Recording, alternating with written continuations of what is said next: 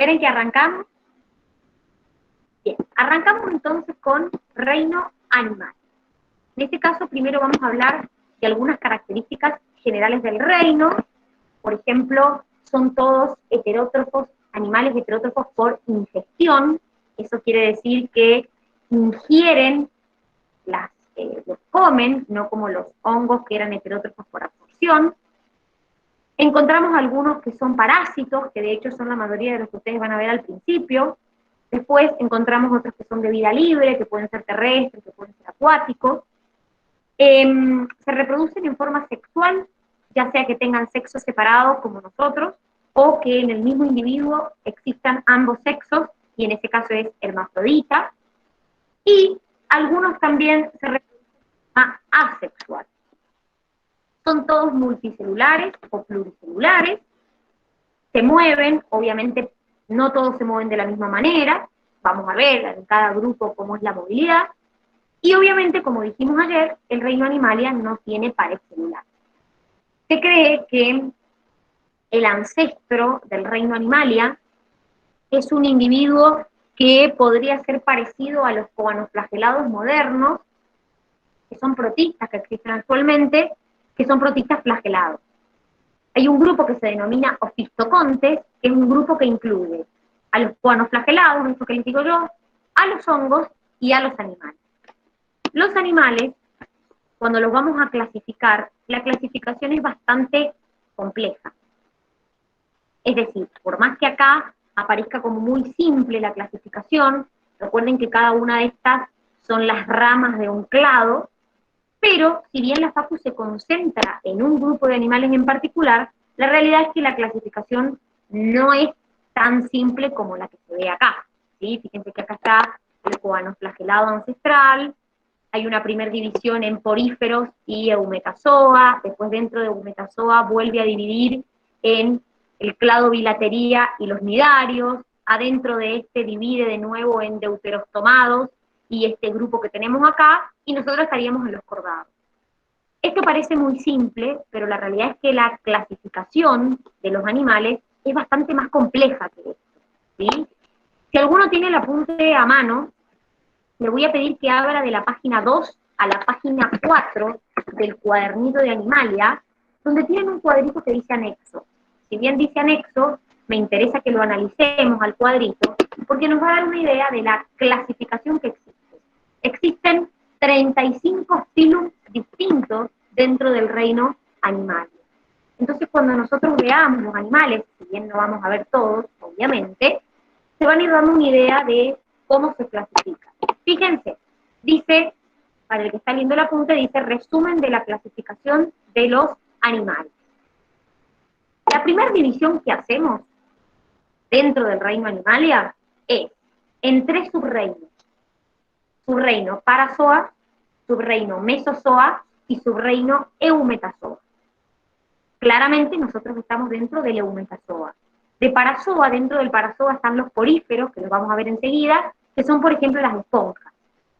Dentro del subreino Mesozoa ustedes no ven ningún representante, la mayoría son parásitos de invertebrados, y después nos metemos en el subreino Eumetazoa. Ahí nos concentramos. Dentro del subreino Eumetazoa se vuelve a hacer una división en 2, que son los animales que se clasifican, en este caso, según la simetría. Entonces tenemos animales con simetría radial y animales con simetría bilateral. ¿Qué significa simetría radial? Que el animal tiene muchos planos de simetría. Yo lo puedo dividir en distintas partes y siempre encuentro planos simétricos. Eso significa animales que tienen simetría radial. Pero existen otros animales, como por ejemplo nosotros, que pertenecen a los animales con simetría bilateral, que es el famoso que tienen ahí en el cuadrito, que dice clado bilatería. ¿Qué significa eso? Simetría bilateral, que si yo parto al animal por un eje longitudinal, la parte izquierda es semejante, es una imagen especular de la parte derecha. Pero a su vez, dentro de ese clado bilatería, que son animales con simetría bilateral, vuelvo a hacer una subdivisión en 3. Acelomados, pseudocelomados y celomados. Bien, están viendo el apunte en la página 3, fíjense que aparecen en negrita, acelomado, pseudocelomado y celomado. Nosotros vamos a ver dentro de los acelomados los que son parásitos para nosotros, como los platelmintos, igual que dentro de los pseudocelomados, y dentro del celomado, que es donde estamos nosotros, se vuelve a hacer una división en dos. Esa división en dos es el protostomado y deuterostomados. Entonces, nosotros estamos dentro de los deuterostomados. Ya van a ver qué significa. Pero dentro de ese deuterostomado están otros grupos, como, qué sé yo, los equinodermos, los ketognatos y los cordados, donde estamos nosotros. Puntualmente dentro del cordado estamos en el subfilum vertebrado, porque somos vertebrados. Y a partir de ahí empiezan las clases que por ahí les suena, como clase mamíferos, clase aves, clase reptiles, clase anfibios, ¿sí? Obviamente, no ven todos estos, no se asusten, simplemente es para que tengan una idea de cómo es la clasificación. De hecho, ven algunos ejemplos, antes sí la facultad tomaba todos, ahora la facultad sacó y ha dejado solamente los que son patógenos o parásitos de los humanos, y en el caso de los celomados hace solamente una clasificación, una diferencia entre anfibios, reptiles, aves, pero no vemos uno por uno cada uno de los órganos, ¿sí? Entonces, como para que tengan una idea, que la clasificación es mucho más compleja que esto que tienen acá. Igual la FACU se concentra en animales que tienen simetría bilateral y deuterostomado. Es decir, dentro de los que tienen simetría bilateral, se concentra en los que son deuterostomados. Pero ustedes tienen un cuadrito, porque vamos a empezar primero viendo al subreino Parazoa. El subreino Parazoa, que es el primer subreino dentro de Animalia, son las esponjas. Las esponjas que obviamente son acuáticas. Las esponjas pertenecen al filum de los poríferos. ¿Por qué se les llama poríferos? Porque el animal tiene poros en el cuerpo por donde entra agua. ¿Qué pasa? Estos animales tienen mecanismos de filtrado de agua muy específicos, porque justamente viven en el agua, ¿sí? Entonces ahí les menciona a los coanocitos. Los coanocitos son células que encontramos en estos sistemas de filtración que se mueven flageladas e impulsan el agua hacia adentro o hacia afuera de ese animal. Todos sus procesos, respiración, circulación, excreción, lo hacen por difusión, es decir, a través del cuerpo del animal. Y cuando hablamos de su reproducción, estos se pueden reproducir en forma sexual, y son hermafroditas, es decir, el mismo individuo tiene el aparato reproductor femenino y masculino, o en forma asexual por gemación. ¿Qué es la gemación? Es del individuo, se separa un fragmento, y de ese fragmento se forma un individuo nuevo. Entonces, dentro del primer subreino, que es el Parazoa, vamos a encontrar a los poríferos, que los poríferos son las esponjas. Para el que está buscando en el cuadernillo dónde está esta información de los poríferos, tienen un cuadrito, en la página número 13, donde les habla de los poríferos y les menciona su sistema digestivo, circulatorio, excretor, etc. Estos individuos, los poríferos, no se puede decir que tienen tejidos especializados, es decir, están formados por células, pero sus tejidos son tejidos laxos, es decir, carecen de un tipo de unión las células, que ya lo vamos a ver más adelante, que se llaman uniones nexus. Entonces, en el subreino Parazoa, ustedes ven a los poríferos, que son las esponjas que las tienen acá. En el subreino Mesozoa, que es el subreino que sigue, ustedes no ven ningún representante. Como les digo, dentro del subreino Mesozoa no hay, son parásitos la mayoría de invertebrados, ¿sí? Y empezamos con el subreino Eumetazoa. El subreino Eumetazoa, en este caso, tenemos células que sí van a estar agrupadas en tejidos. Dentro de ese subreino Eumetazoa es obviamente donde vamos a ver la mayoría de los animales, pero primero vamos a hacer una división entre simetría radial y los que tienen simetría bilateral. ¿Qué quiere decir esto? Aquellos que tienen simetría radial son animales mucho más primitivos. Son animales que sus estructuras son mucho más sensibles. Y dentro de los animales que tienen simetría radial, encontramos a el filum de los cnidarios. Los cnidarios son, por ejemplo, la hidra. ¿Alguien ha ido alguna vez al mar y ha encontrado un agua viva? Sí, Dani. Bueno, la hidra se caracteriza por presentar, o pertenecer, mejor dicho, al filum de los cnidarios, porque tiene células que se llaman cnidocitos, que son células urticantes. Yo les muestro para que vean. La hidra está la medusa y el pólipo. Dentro de este grupo vamos a encontrar que un mismo individuo puede, en sus distintas etapas de vida, estar en un estadio medusa y en otro en forma de pólipo, o que el mismo individuo toda su vida, por ejemplo, sea pólipo. Pero este grupo de individuos, que son los que tienen simetría de tipo radial, se caracterizan porque, ya les cuento esto, se caracterizan porque están organizados en tejidos, sus células, también los procesos de respiración, excreción, circulación, las hacen por difusión, no tienen un sistema nervioso verdadero, sino que tienen como una red nerviosa, y se reproducen por gemación, como los otros, en forma sexual, y en forma sexual por sexo separado. ¿Qué quiere decir esto? Que tengo una hembra y un macho. Como les dije, el ejemplo que tengo acá es la hidra. Cuando nosotros vamos al mar, para que entiendan, las cnidocitos, que son esas células que les digo que son urticantes, se encuentran en los tentáculos que tienen los individuos.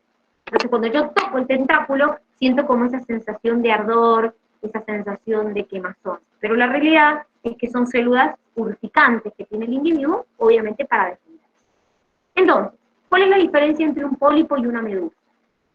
El pólipo se le dice que tiene forma de vasija, porque tiene como una forma así. Mientras que a la medusa se le dice que tiene forma de sombrilla, porque tiene la forma así. Estas son móviles, mientras que el pólipo es inmóvil.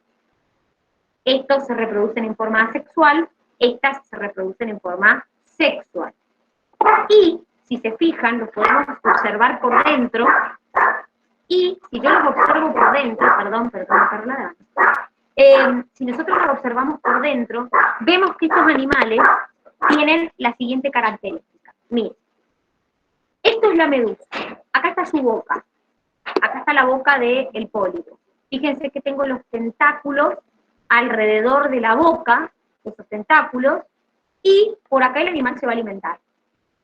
Si yo analizo la estructura interna del animal, voy a encontrar que tiene solamente dos capas, una que se llama ectodermo y una que se llama endodermo. Como en el embrión de esos animales yo encuentro dos capas, digo que los animales con simetría radial son diblásticos. Y tienen una estructura en el medio que es gelatinosa, que es eso que se ve acá como rosadito, que se encuentra entre el ectodermo y el endodermo, que se llama mesoglea. Pero es una estructura como cartilaginosa, como gelatinosa. Acá también se encuentra, pero fíjense que la mesoglea acá es muy finita. Acá la mesoglea es mucho más abundante. Entonces, ¿qué significa que el animal tenga simetría radial? Que yo le puedo hacer varios cortes y siempre obtengo planos simétricos. Lo corto por la mitad, lo corto así, lo corto, y siempre obtengo varios planos de simetría. Eso significa que tengan simetría radial. Entonces, los que tienen simetría radial, que los únicos que ustedes ven son estos, son diblásticos. ¿Qué quiere decir? Que en su embrión tienen solo dos capas. Una capa de más afuera que se llama ectodermo y una capa de más adentro que se llama endodermo. Entonces, hemos visto estos que son mucho más primitivos, como les dije.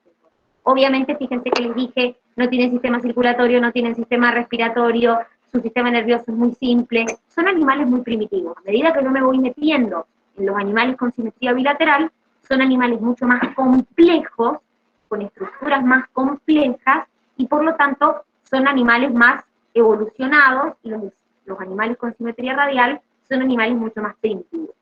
Entonces, hemos visto, solamente ustedes ven el animal con simetría radial, ese que les mostré, y lo que vamos a ver ahora es dentro de los animales que tienen simetría bilateral, que son a donde estamos nosotros. Pero además de estar nosotros, hay otro montón de animales más. De hecho, la mayoría de los animales que ustedes ven están dentro del grupo de los que tienen simetría bilateral. ¿Qué significa que tenga simetría bilateral? Pertenecen a lo que se llama el clado bilatería.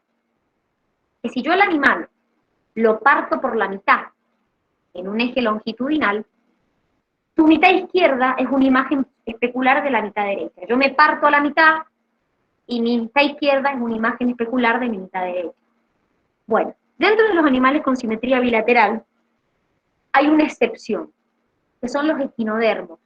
Para el que no sabe, los equinodermos son, por ejemplo, las estrellas de mar. Entonces ustedes me van a decir, pero Dani, una estrella de mar no tiene una simetría bilateral, yo la parto a la mitad y no me queda igual. Entonces, ¿por qué es una excepción el equinodermo? Porque si bien el adulto, que es la estrella, tiene simetría radial, como en su estado embrionario tiene simetría bilateral, se considera dentro del clado bilatería. ¿Se entiende? Entonces, por esa razón, los equinodermos, por más que uno los ve y dice, pero esto no tiene simetría bilateral, como en el estado embrionario tienen simetría bilateral, entonces por esa razón los consideramos dentro de este clado. Cuando nosotros analizamos las características de los animales con simetría bilateral, por ejemplo, yo puedo hacer un corte en el animal en forma transversal y obtengo una parte que se llama anterior, que es la parte que también le llamamos cefálica, que es hacia donde está la cabeza del animal, y una parte posterior, que es a donde está la cola. Por eso se le llama caudal. Caudal viene de cola. Pero también podría hacer un corte en el animal en este sentido, y tendría una parte del animal que se llama ventral y una parte del animal que se llama dorsal. Estas posiciones se cumplen independientemente si el animal está así o está parado. Nosotros que somos animales de pie, si yo me parto a la mitad por acá, mi parte ventral viene de vientre, es la parte de adelante, y mi parte caudal es la parte de atrás, dorsal es la parte de atrás, que es donde está la columna vertebral. ¿Sí? También me podría partir a la mitad en forma transversal y decir la región más cefálica, que es donde está hacia la cabeza, o hacia abajo, que es más la región caudal. Entonces, en todos los animales podemos establecer estas estructuras dependiendo del plano que vayamos cortando del animal. ¿Qué otra característica tienen los animales con simetría bilateral? Son triplásticos. ¿Qué quiere decir? Su embrión tiene 3 capas. Miren, el embrión tiene ectodermo, mesodermo y endodermo. Esta es la cavidad digestiva, ¿sí? Entonces, los individuos que pertenecemos al clado bilatería tenemos 3 capas en nuestro embrión. Ectodermo, mesodermo, endodermo. Acá tengo un animal con simetría radial, fíjense que es diplástico, solamente tiene ectodermo y endodermo. ¿Qué otra característica más tenemos los animales del clado bilatería? Tenemos lo que se llama la cefalización. ¿Qué significa la cefalización? Es la concentración de células nerviosas en ganglios y también de células sensoriales y de estructuras que permiten la captación del alimento en la parte anterior. Es decir, que la parte anterior, acuérdense que si ustedes imaginan un animal, es la parte hacia la cabeza. Entonces, en este caso, los animales tenemos acumulación de células nerviosas, sensoriales y estructuras que captan alimento hacia la región anterior del animal.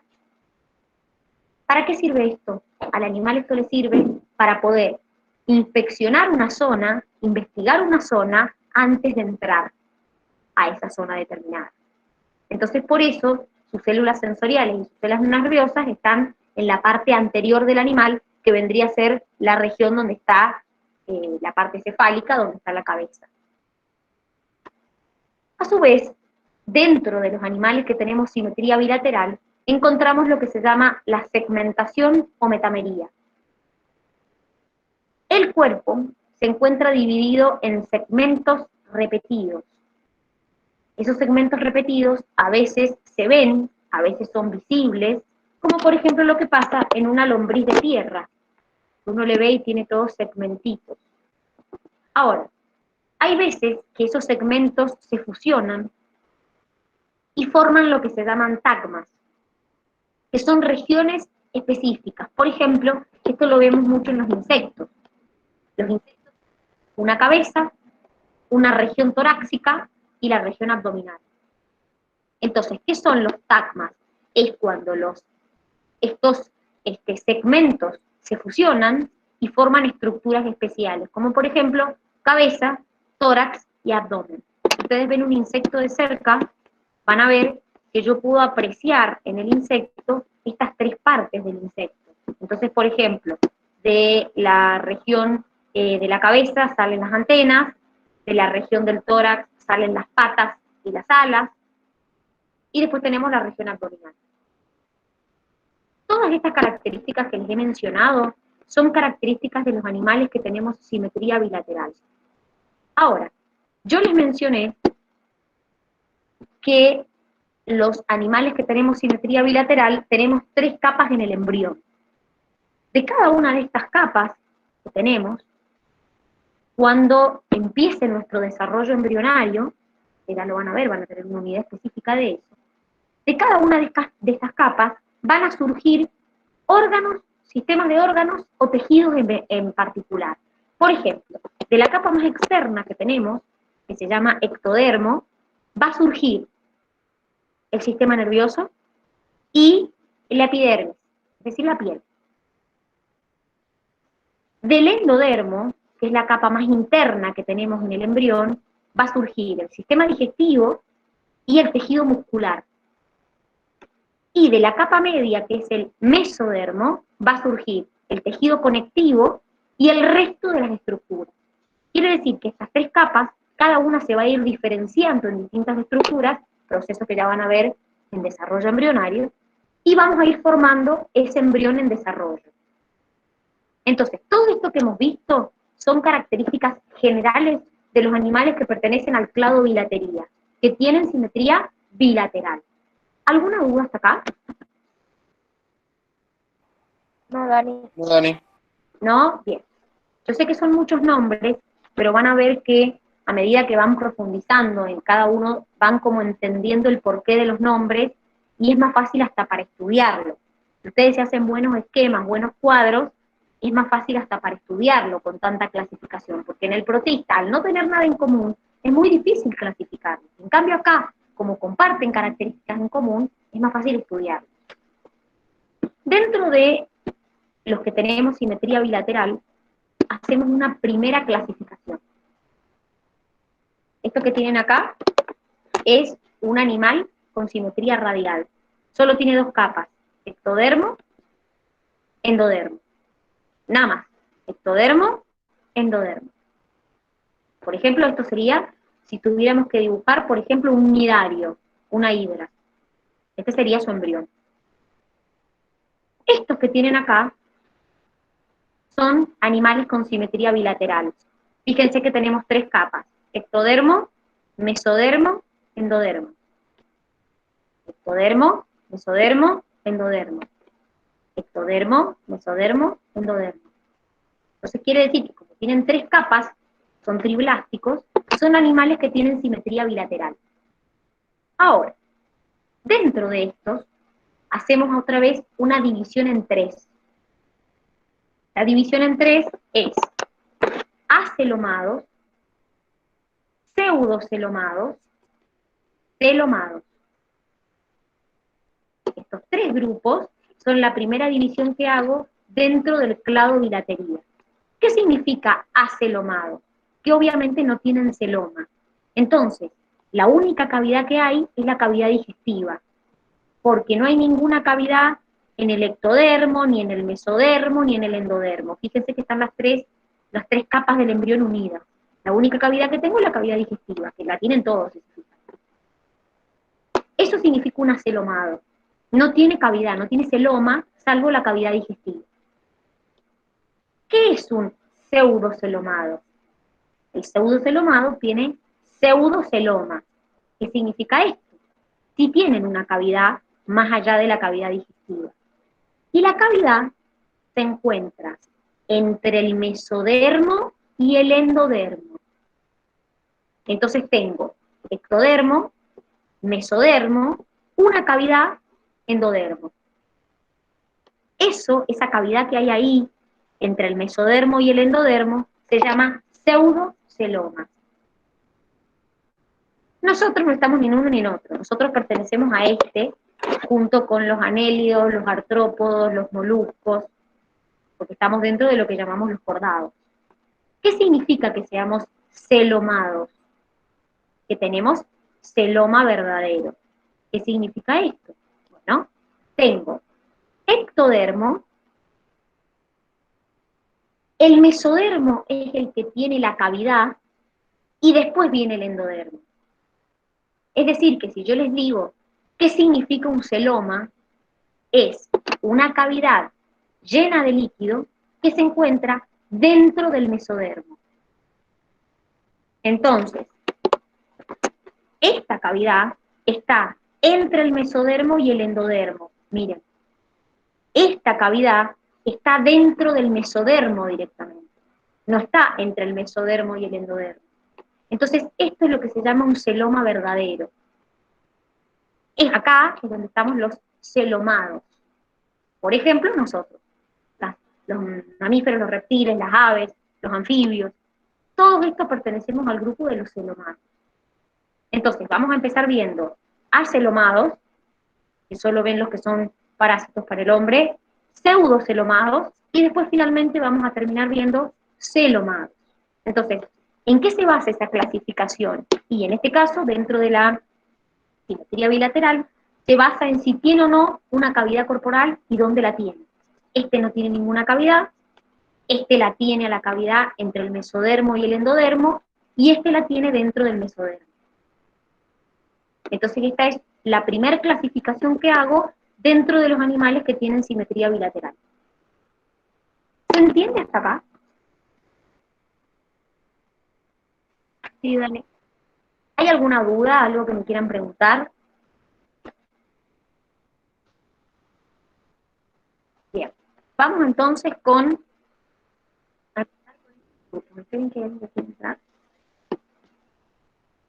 Bien.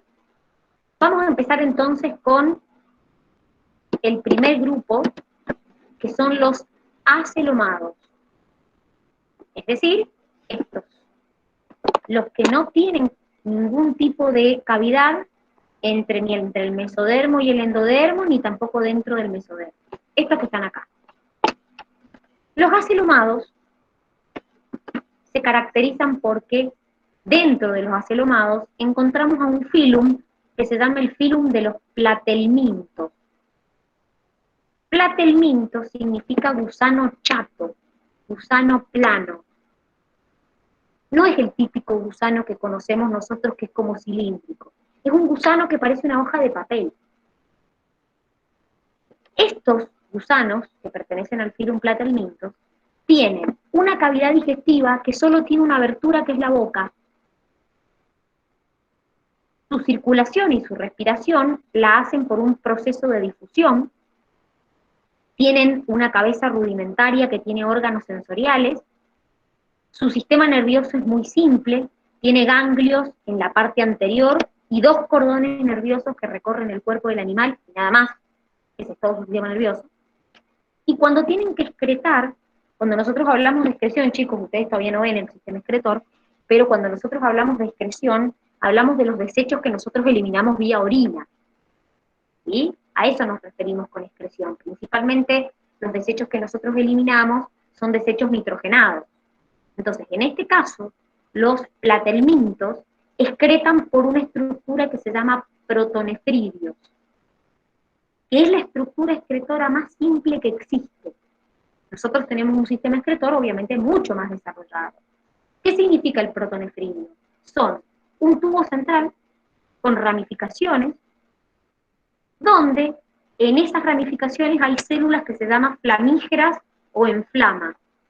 Flama viene de fuego, porque son células que se mueven, que son flageladas, y al moverse generan una corriente y hacen que el desecho se elimine hacia afuera. Tiene un poro, entonces cuando las células se baten y se mueven, generan una corriente y hacen que el desecho se elimine hacia afuera, como si fuera nuestra orina, ¿sí? Ese desecho que proviene del sistema excretor, lo eliminan hacia afuera. Entonces, obviamente, siguen siendo primitivos comparados con nosotros. Claramente son más primitivos, pero fíjense que yo acá empiezo ya a tener una cavidad digestiva, empiezo ya a, si bien el sistema nervioso todavía es muy simple, ya tengo una cefalización, que en el otro no lo tenía. Dentro de este filum, que son gusanos planos, tenemos 4 clases: monogenia, turbelaria, tremátoda y séstoda.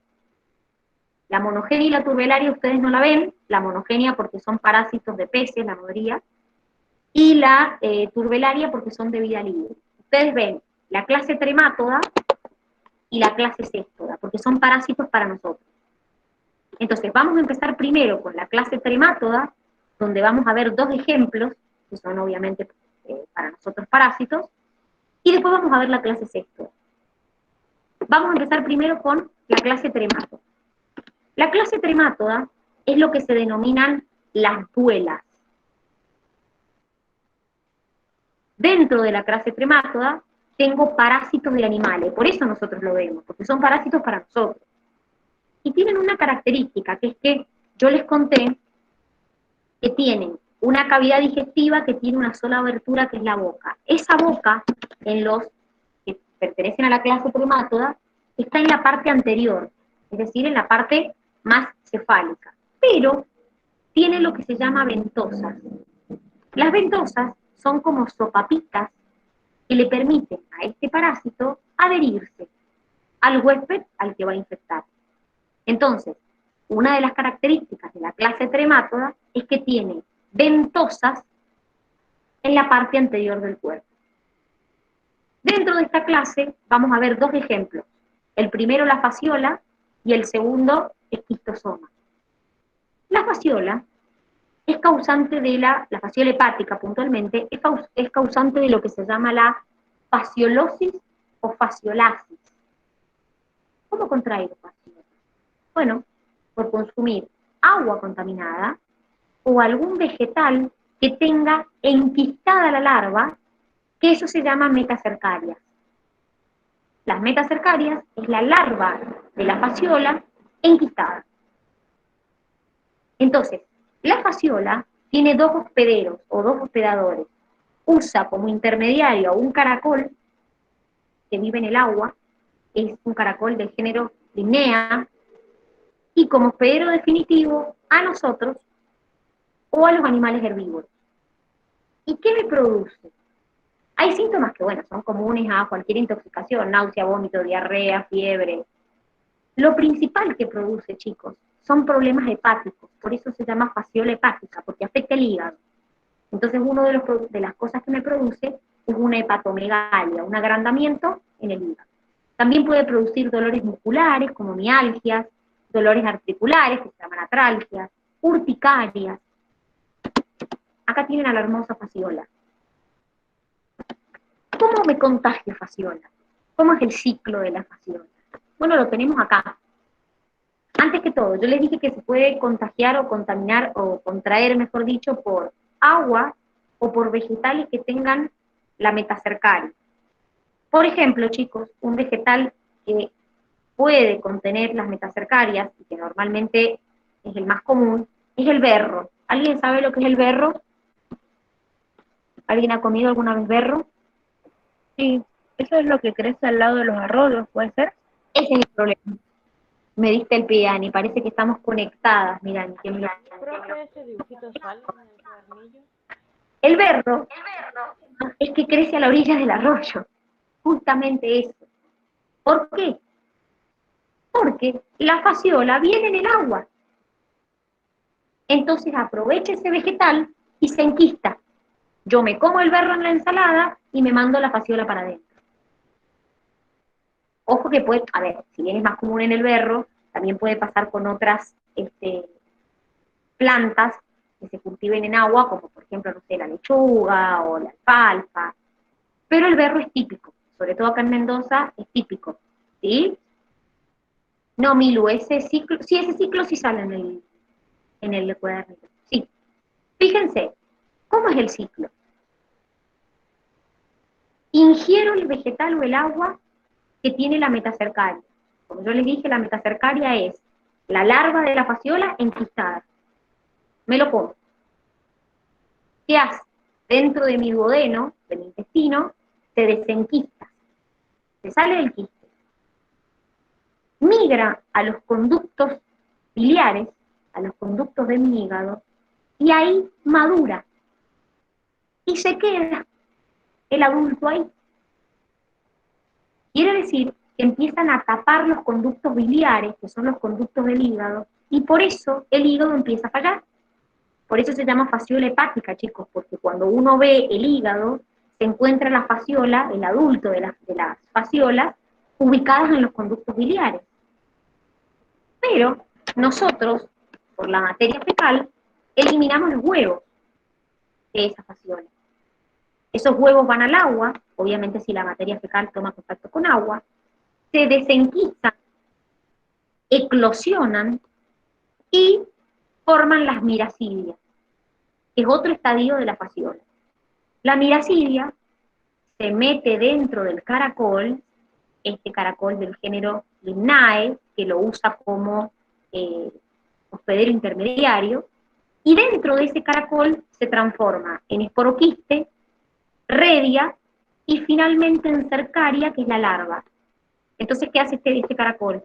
Larga al agua un montón de cercarias, que son larvas móviles, que lo que ocurre es que se mueven en el agua, van al vegetal y se enquistan ahí. Entonces yo consumo la metacercaria, que es esta larva enquistada. Así es como yo contraigo la fasciola. Lo mismo le pasa a los animales herbívoros que vemos ahí. ¿Se entiende? Y ahora no como nunca más berro, te digo. Yo no como ver, pero porque me da impresión, capaz de ver.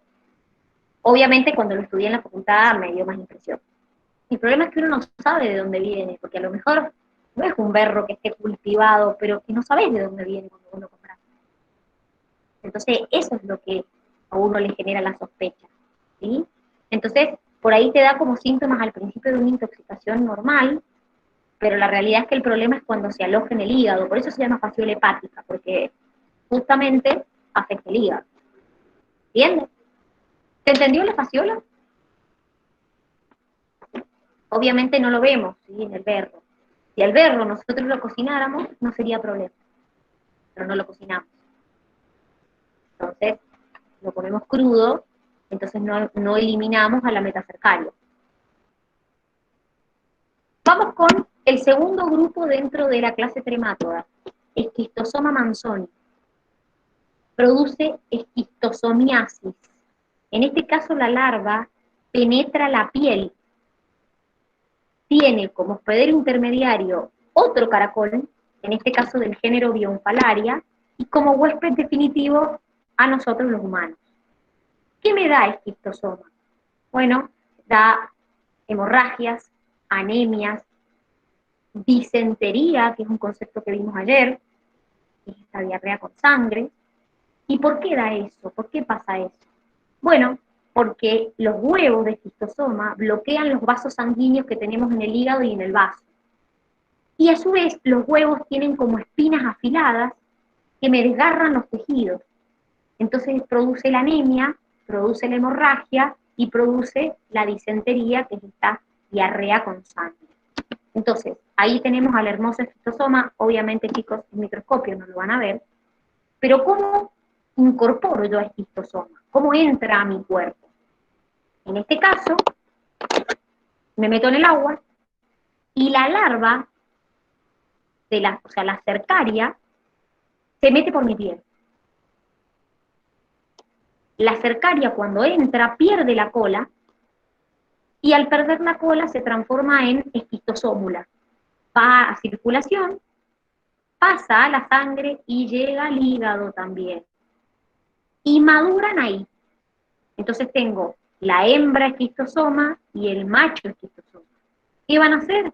Reproducirse.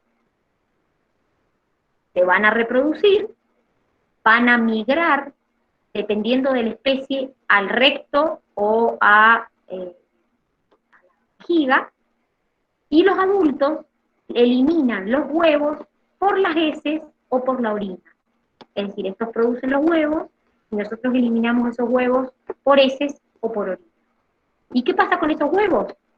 Y esa materia fecal o esa orina toma contacto con agua, eclosionan, producen miracidios, el miracidio se mete dentro del caracol que usa como huésped intermediario, y dentro del caracol se convierte en cercaria, que es la larva móvil. Entonces este caracol me libera un montón de larvas y la larvita en el agua se van moviendo hasta penetrar a otro individuo. Entonces, por ejemplo, esquistosoma manzoni se elimina principalmente por las heces. Hay otros esquistosomas que se eliminan por la orina. Manzoni se elimina por las heces. Entonces, esto es lo que ocurre dentro del humano y esto es el proceso que hacen en el agua y después dentro del caracol del género Bionfalaria. Entonces lo usan como huésped intermediario, porque el huésped definitivo está acá. Solo lo usan del caracol para empezar a reproducirse adentro y formar más cantidad de cercarias, que son las larvas. ¿Se entendió? Sí, Dani. Bien, ¿alguna duda hasta acá? ¿No? Bien. Hemos visto entonces la clase tremátoda, es lo que llamamos duelas, a la fasciola y a esquistosoma. Recuerden que la tremátoda pertenece al filum de los platelmintos, de los gusanos que son chapos. Vamos ahora a ver dentro del mismo filum la clase Cestodes. En este caso, dentro de la clase Cestodes, tenemos a las tenias. ¿Alguien ha sentido alguna vez nombrar a la tenia saginata o lombriz solitaria? ¿No? Sí. Bueno, esta tenia, esa lombriz solitaria, pertenece a esta clase, que es la clase Cestodes. También son parásitos, pero en este caso, además de tener ventosas para adherirse, tiene ganchos. Imagínense los ganchos como si fueran uñitas de gato, que también les permiten aumentar la adhesión. Las tenias tienen su cuerpo formado por proglótides. Una tenia puede tener hasta 2000 proglótides, puede medir hasta 10 metros. Si se fijan en el cuadernillo, en la página del libro 10, tenemos un dibujito de la tenia. ¿Lo tienen a mano? Sí, Dani. Bueno, si se fijan en ese dibujito de la tenia, yo veo una cabeza de la tenia, que ahí me dice ganchos y ventosas. Eso también se llama escólex, la parte anterior a donde están las ventosas y los ganchos. Después tiene un cuello la tenia, y después tiene los proglótides. Los proglótides son todos esos segmentos que tengo formando la tenia. Pero si se fijan, hay proglótides que dice inmaduros y hay proglótides que dice maduros. Las tenias, chicos, son hermafroditas. Entonces, en cada proglótide tengo los dos sexos, femenino y masculino. De hecho, ahí tienen una imagen como un zoom de un proglótide, y fíjense que tiene poro genital, poro vaginal, tiene testículo, tiene útero. Es decir, en cada proglótide maduro encuentro ambos sexos. Por eso decimos que son hermafroditas. Tienen los dos sexos en cada uno de los proglótides. Proglótides son cada uno de esos segmentitos que están formando la tenia. Existen distintos tipos de tenia, se contraen por consumir carne cruda o mal cocida, y tenemos la tenia saginata, que es la tenia de la vaca, que generalmente el huésped intermediario en este caso es la vaca y el definitivo nosotros, o sea que la contraeríamos por consumir carne de vaca cruda o mal cocida. La tenia solium, que es la del cerdo, en este caso el huésped intermediario es el cerdo y el definitivo nosotros, o sea que la contraeríamos por consumir carne de cerdo cruda o mal cocida. Y la última es la tenia pisciformis, que es la del perro, donde el huésped intermediario es el pez y el definitivo es el perro. Las tenias, repito, se contraen por consumir la carne cruda o mal cocida. Producen lo que se llaman cisticercosis. Por ejemplo, la tenia solium, al producir cisticercosis, ahora vamos a ver, los cisticercos se pueden almacenar en el cerebro, en los ojos o en el tejido subcutáneo. Si ustedes buscan en internet neurocisticercosis, van a encontrar un cerebro donde se ven todos los cisticercos almacenados. Entonces, ¿cuál es la diferencia entre la tenia del cerdo y la tenia de la vaca? No, tiene bastantes diferencias estructurales. Por ejemplo, esta tenia, que es la saginata, es mucho más larga, puede medir hasta 10 metros y tener hasta 2000 proglótides, mientras que esta puede medir hasta 5 metros, la del cerdo. Esta, en su parte cefálica o anterior, que se llama escólex, tiene ventosas, pero no tiene ganchos, y esta, que es la del cerdo, en su parte anterior, tiene las ventosas, tiene esta protuberancia que se llama rostelo, y alrededor del rostelo tiene los ganchos. O sea, esto y esto le sirve para adherirse mejor. Otra de las características es que, en este caso, los huevos se eliminan por el ano y generalmente salen en forma espontánea y con movimiento activo. Acá salen con menos frecuencia solos, ¿sí? Es decir, esta tengo más probabilidad de eliminarla solos por el ano. Entonces, ¿cómo contraigo la tenia? ¿Cómo contraigo una teniasis? Ya dijimos, por comer carne cruda o mal cocida. ¿Qué es lo que ocurre? Supongamos que consumo cerdo, ese cerdo tiene en sus músculos, que es lo que yo me como, los cisticercos. Ingiero el músculo del cerdo crudo o mal cocido y agarra la tenia y con su escólex se adhiere a mi intestino. Y vive ahí. Y se queda viviendo ahí. Se va alimentando, va creciendo, y los huevos los voy eliminando por las heces. Entonces, ¿qué puede ocurrir? Que esa materia fecal, por ejemplo, tome contacto con algo que el cerdo ingiere o un humano ingiere. Y otra vez lo que ocurre es que la larva atraviesa la pared intestinal y se acumula en la musculatura. Entonces lo que yo me como es esta larva enquistada en el músculo que se llama cisticerco. También se pueden básicamente almacenar, diríamos, en los tejidos subcutáneos, en el cerebro y en los ojos, que es como lo más grave, obviamente, sobre todo en la parte cerebral y en los ojos. Entonces tengo la larva enquistada ahí. Si ustedes buscan en internet, como les dije, imágenes de las neurocisticercosis, van a encontrar como el cerebro y van a ver como esas cisticercos ahí almacenados. ¿Se entiende? Si esto, ustedes cocinan la carne bien cocida, no hay problema, porque se elimina el cisticerco. El problema es cuando la carne se consume cruda o mal cocida. Lo mismo pasa con los embutidos, donde la carne no se cocina, pasa lo mismo. ¿Sí? Al no cocinarse en un embutido, también puedo contraer una teniasis. Pero la particularidad de la tenia es que mide metros, miren. Ah, no, les mostré la imagen. Ahí las tenemos, miren qué lindas. Son inmundas. ¿Vieron que son planas? Ahí la alargó. Miren. ¿Ven que son chatas? Acá la tenemos en la luz del intestino y acá la tenemos dentro del intestino. ¿Las ven? ¿Ven Pero cómo son bien largas, ¿no? Pueden Parecen fideos frescos. Basta, basta, por favor. No, de Otra esta comida que la clase daña salgo una sin comer berro y sin comer fideos. Les dije, no coman a esta hora porque vamos a ver, y les dije, se los dije, sí. Pueden medir metros y metros. La tenia saginata puede medir hasta 10 metros y la tenia solum hasta 5 metros. El largo del intestino puede medir. Son inmundas. Imagínense ver salir. No, es impresionante. Acá está, miren.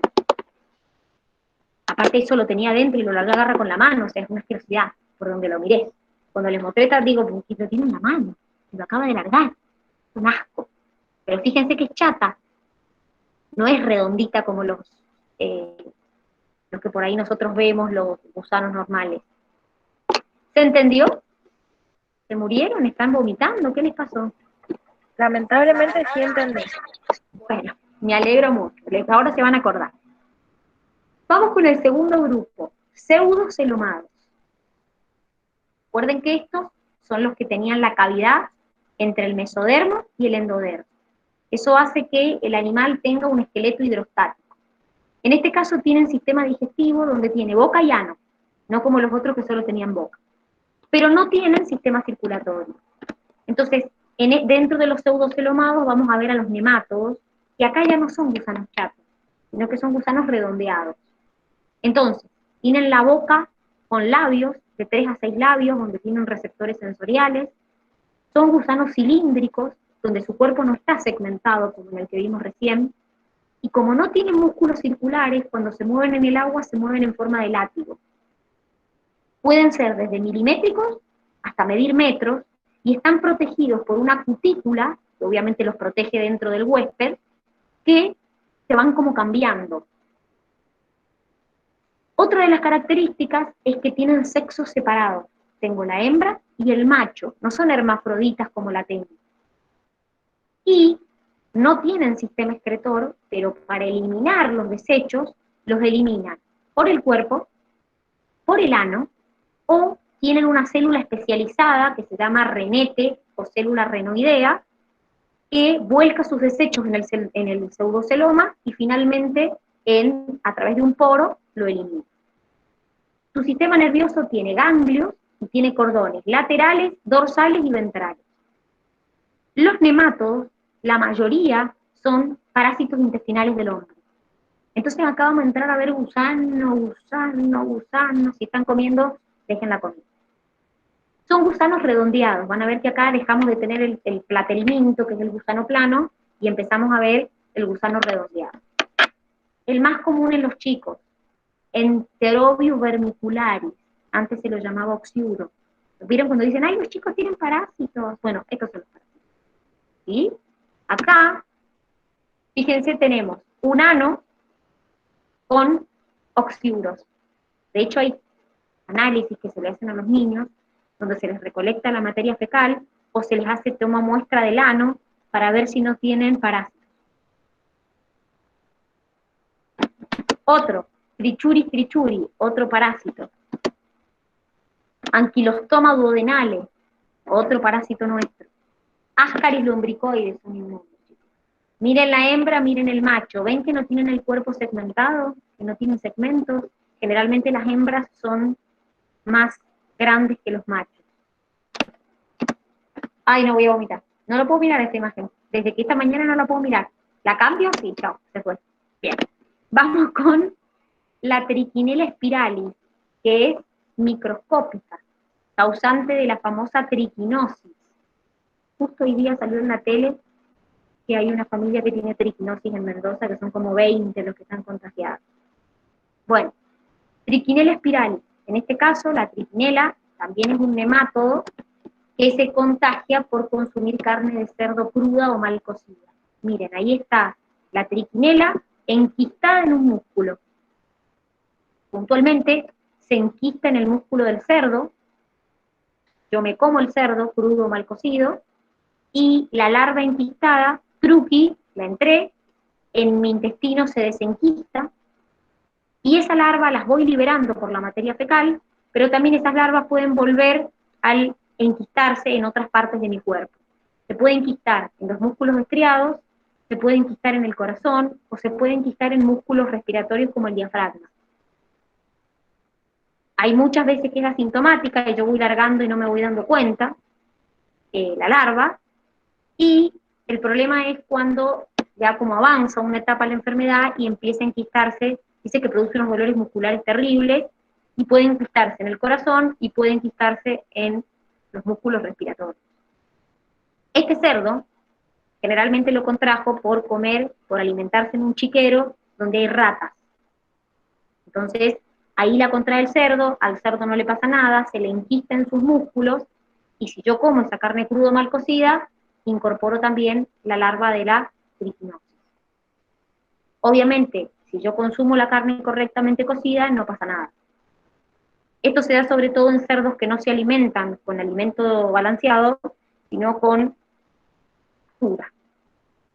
Por eso les estoy diciendo que se alimentan de ratas. Un cerdo que se lo alimenta con alimento para ellos, no le pasa esto.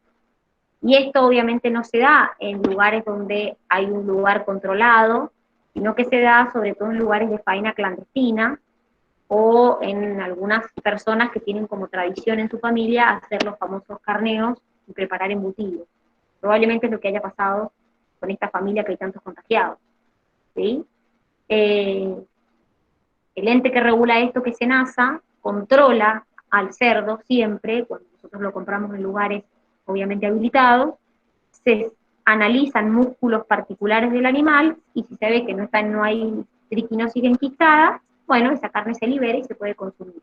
El tema es cuando se hacen las faenas clandestinas, que nadie lo controla. Entonces no sé si el animal tiene triquinosis o no, porque no se ve a simple vista. Entonces ahí es cuando la persona puede contraer la triquinosis. Repito, si esto se cocinara correctamente, no habría problema. El tema es cuando uno consume embutidos que no se cocinan, o carne mal cocida o directamente cruda. ¿Se entendió? Sí. Sí, dale.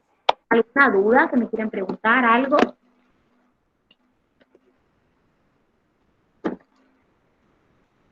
¿No?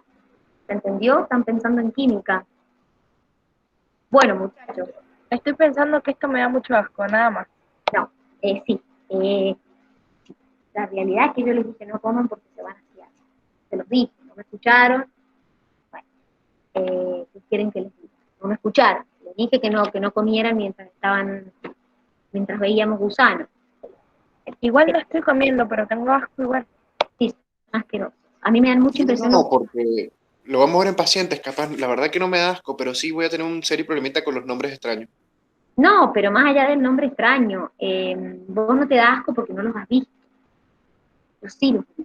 Son Dani, asquerosos. mi perra, bueno, que ya está fallecida, tenía literalmente larvas en todos lados. Y yo Sí, se las bueno, sacaba con una pinza de pilar. o sea, yo también lo he visto, pero a mí me dan mucha impresión los gusanos en general. Entonces, bueno, esto es como que me da más impresión, y si los veo juntos, una sola, bueno, no pasa nada, pero juntos, me muero. Me da muchísima impresión. Bueno, muchachos, muchísima suerte en química, buen fin de semana para todos.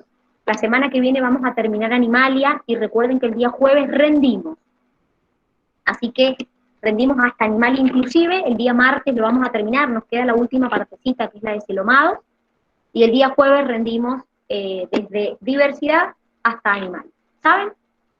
Los veo la semana que viene, que tengan un hermoso fin de semana y mucha suerte con química. Hasta la semana que viene. Chau, chau. Chao, Dani, gracias. Chao, Dani, gracias. Nos vemos. Chau, chau.